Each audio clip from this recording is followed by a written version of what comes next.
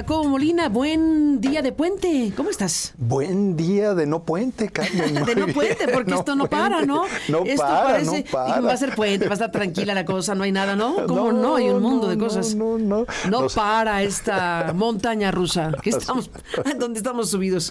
Así es. Oye, está el tema de la cuestión de la instrumentación de la reforma al Poder Judicial, de la elección extraordinaria al Poder Judicial. ¿En qué punto estamos con eso que yo me he permitido llamar salvajada en su contenido y en su instrumentación? En su contenido, en su instrumentación, y lo que no podemos perder de vista es en las consecuencias que esto va a tener. Pero vayamos por partes. ¿En qué estamos? Me preguntas. Estamos en el momento de que el próximo 30 de marzo, o sea, en 2 semanas, para decirlo sintéticamente, un poquito menos, inician las campañas de los aspirantes, de las aspirantes a los diferentes cargos del Poder Judicial, desde los jueces hasta ministros de la Corte. Campañas. Campañas, ¿cómo va a ser eso? Tiene, primero que nada, las no campañas, podríamos decirlo, porque están muy acotadas. Unas que ya están ocurriendo y que no acepta el tribunal que ocurrieron. Exactamente. Entonces, vamos a la parte, digamos, digamos, formal. Lo que tiene toda pinta de campaña y que dice, no, eso no es campaña. Claro que no, de ninguna manera. Si son ministras, no es campaña. Sí, exactamente. Entonces, vamos a la parte formal de lo que quedó en la Constitución. Entonces, en la Constitución quedó que puede haber cierta promoción, pero no son las campañas que conocemos. O sea, a ver, detrás de una campaña está una cosa que es fundamental, el derecho de la ciudadanía a la información, lo que se llama el voto informado. Me convocan a votar, a elegir a alguien, y yo tengo que tener la información suficiente de qué se va a elegir, en sentido, hablo qué, es decir, qué cargo, con qué atribuciones, con qué facultades, para qué. ¿Y cuáles son mis opciones como elector? ¿Y entre qué y quién? ¿Entre qué y quién? ¿Entre quién y quién? Y tengo también el derecho a escuchar lo que cada quien propone, para que entonces, en función de todo este conjunto de información, en el momento que yo estoy en la mampara, con mi boleta, pueda tener la información suficiente para poder entonces hacer que mi elección sea racional. Eso es lo que dice la teoría electoral. Y por lo tanto, lo que está en juego aquí es el derecho a la información, el voto informado, para que sea lo más consciente posible del ciudadano en el momento de acudir a la urna. Bien, en el caso de la reforma al Poder Judicial, las campañas se acotaron muchísimo. Primero que nada, no pueden intervenir los partidos. Ahorita vamos a ver cómo si hay un cierto voto inducido, pero en primer lugar no. Segundo, no puede intervenir ningún otro ente, o corporación, empresa, partido.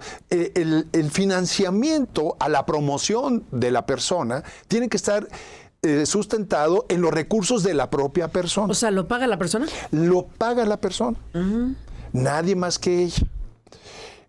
Y y además no puede comprar tiempos en radio y televisión, no puede comprar pauta para redes sociales, puede hacer algún tipo de volanteo, participar en debates que va a organizar el INE. Debates con una multitud de gente, ¿no? Vamos, son 881 cargos en donde hay casi 4,000 personas. ¿Todos esa misma opción? No, y el INE cuenta, aquí está otro de las cuestiones que están en debate en este momento, cuando hay elecciones, el INE cuenta con 48 minutos diarios por cada estación de radio o televisión. En este caso está en debate, porque si bien el INE se pronunció por contar con los 48 minutos, la CIR, la Cámara de la Industria de Radio y Televisión, y algunos partidos políticos impugnaron esa decisión y fueron al tribunal. Y el tribunal está por resolver si van a ser 48 minutos o menos. Pero vamos a suponer que el tribunal diga, INE cuentas con los 48 minutos, que lo dudo, ¿eh? Yo creo que el tribunal no va a pronunciarse en ese sentido. Entiendo que había ya un proyecto de un magistrado alrededor de eso y el Pleno dijo, espérate, no, vamos a estudiarlo más. El caso es que no lo han resuelto. ¿De acuerdo? Y yo creo que, vas a ver, lo van a reducir con el pretexto de las elecciones en Veracruz y en Durango. Supongamos que hay 48 Pero minutos. suponiendo que hubiera 48 minutos. No alcanza. ¿Para qué? ¿A quién se los vas a dar? ¿Por orden de jerarquía a quienes aspiren a la Suprema Corte? ¿Descuidando a los juzgadores a nivel local? ¿A los magistrados de circuito? No hay manera. No hay manera. Si le dieras incluso Y si lo divides, 30 segundos para un promocional a cada uno de los aspirantes, no te alcanzan los 2 meses de campaña, del 30 de marzo al 28 de mayo. Tendrían que pasar meses para que cada quien se exhibiera, de manera tal que no hay manera. Y además, con un promocional que aparezca perdido por ahí, pues, digo, ¿cómo te vas a diferenciar? Tus 30 segundos de gloria en el mar. Exactamente. Lanza una gota al mar. Pero ahora, vayamos a cuál podría ser el contenido de una campaña de esa naturaleza. Un juez, una jueza, una ministra que diga, yo les ofrezco aplicar mejor la ley. ¿O cómo va a ser la campaña? Cuando tú eres campañas a un presidente municipal, dice, yo voy a pavimentar esa calle, voy a tapar esos baches, o el legislador dice, yo voy a promover tal reforma para beneficiar a mi electorado. En el caso de un juez, ¿qué podría hacer para diferenciarse del resto, que no sea la aplicación estricta de la ley? ¿O qué? Lo hemos platicado en otras ocasiones tú y yo. O va a ofrecerle a su electorado, en caso de que lo elijan, a la mayoría del mismo, justicia para ellos, distinta a los que no votaron por él. O va a estar viendo en sus sentencias la posibilidad de seguir ascendiendo en elecciones a otros cargos del Poder Judicial. Fíjate nomás la distorsión. O sea, operativamente, en la lógica de la organización del proceso, no hay manera de que el ciudadano tenga información suficiente para acudir a la urna con un voto informado, independientemente de la complejidad de a quién vamos a elegir. Sí, ya, eso ya lo dejemos allá. Pero aún así no hay tiempo suficiente para que se exhiba todo esto. Y además en el contenido, ¿qué campaña puede hacer? Sí hay un voto inducido.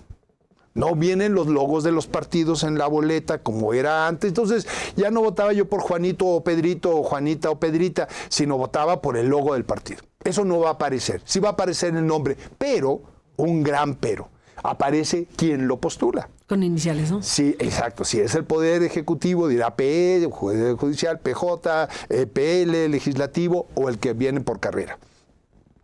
Entonces puede ser relativamente sencillo decir, a ver, tú nomás marca a aquellos que vienen postulados por el Poder Ejecutivo. Por eso, primero, los numeraron y les pusieron iniciales. Iniciales. Entonces, ¿no? La campaña va a ser vote por el 38. Por el 38, sí, punto. Por el 38, ya, que viene postulado por el Ejecutivo, por ejemplo, para decir una cosa. No, y voy a llevar mi listita porque voy a tener 6 boletas. Pero aparte, fíjate, la parte operativa, no estamos acostumbrados que tú tienes una urna en donde depositas la boleta correspondiente, por ejemplo, a la Presidencia de la República, al Senado. Ahora es una urna única. Las 6 boletas, el ciudadano o la ciudadana va a ir a depositarla en una sola urna.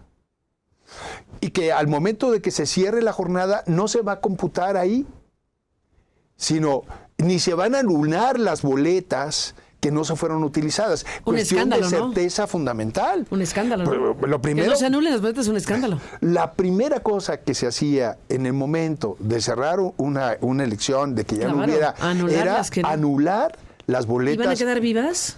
No se van a anular. ¿Por qué? Pues eso es muy grave. Muy grave.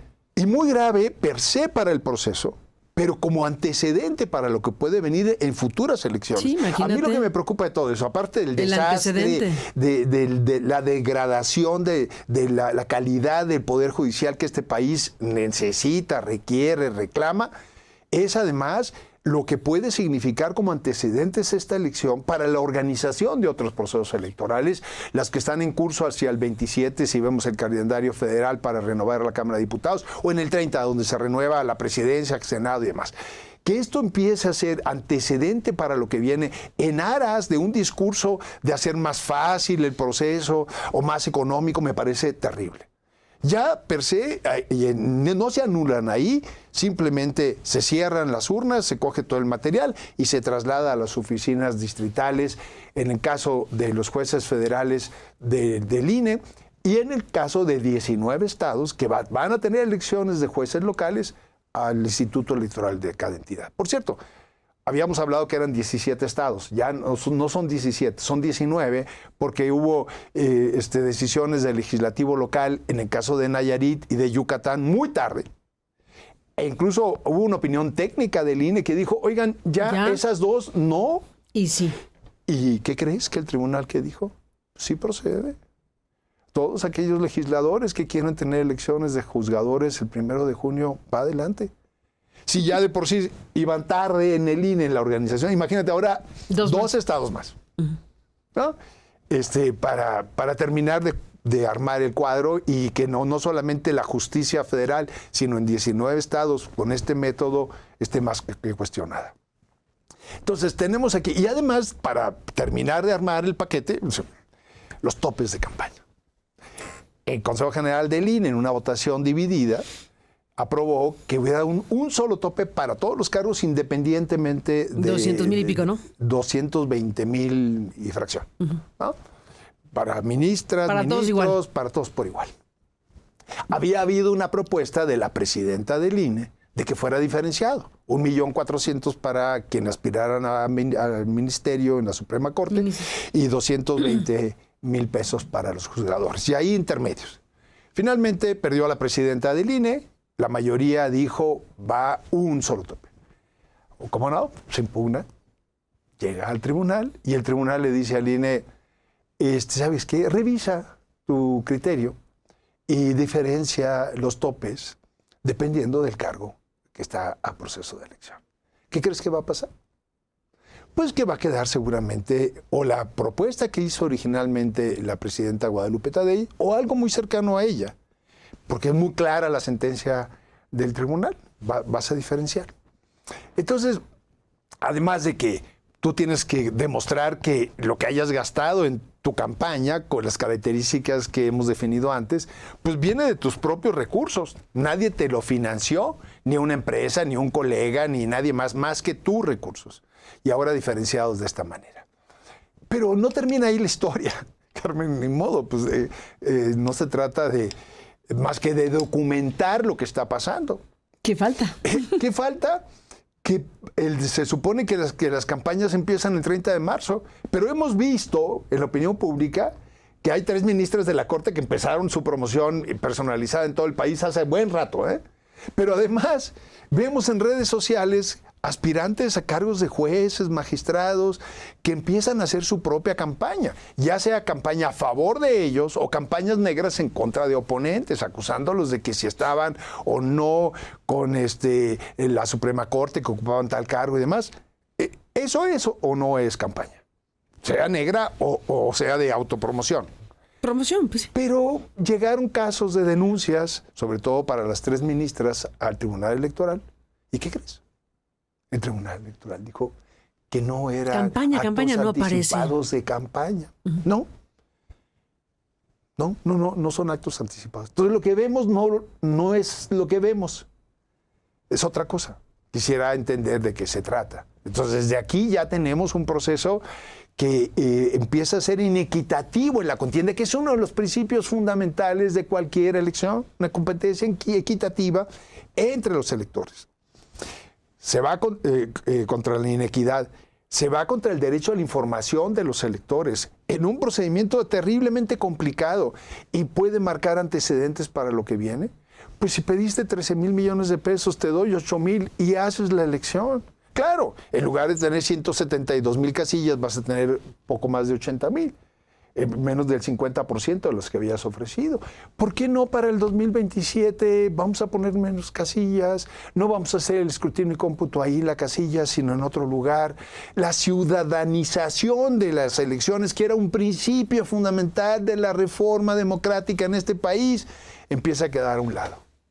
Son muchos ingredientes, Carmen, los que están jugándose aquí.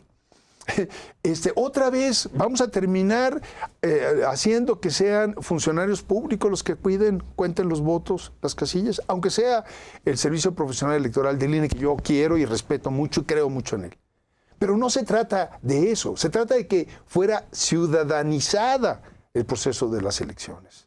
No que cayera en manos de profesionales. Los profesionales era para organizar, poner la mesa. Es la primera vez en la historia reciente de México que ocurre esto, ¿no? Sí. Que no serán los ciudadanos, bueno, todos son ciudadanos al final, pero en este caso son funcionarios y gente cercana al partido oficial. Ese es el tema. Ese es el Es tema. el tema. Entonces, entre que no se van a anular las boletas, entre que los funcionarios van a ser los responsables y no los ciudadanos que no tengan una filiación oficial, pues, y varias otras cosas que están ahí, es algo que tendría que ser escandaloso. Tendría que serlo. Si nos comparamos con lo que ha sido la evolución en términos electorales en México en las últimas décadas. Y lo que aspirábamos, justamente que la elección de quién gobierna, quién legisla, estuviera en manos de la ciudadanía, sobre la que va a recaer las decisiones que esas señoras y señores tomen. O sea, la lógica era muy, muy sencilla y muy elemental. Yo voy a vigilar y voy a organizar y voy a contar la voluntad ciudadana para elegir a quienes gobiernan y legislan en este país. Todo eso está en duda con esta elección y como antecedente para las siguientes. Edmundo Jacobo Molina, gracias por exponer todo esto y sumarte a esta discusión y debate en este programa. Gracias como siempre y buenos días. Muy buenos días, Carmen. Buena semana para ti. Buena semana. Ahí dejas tarea. Son las 9:40, tiempo del centro de México.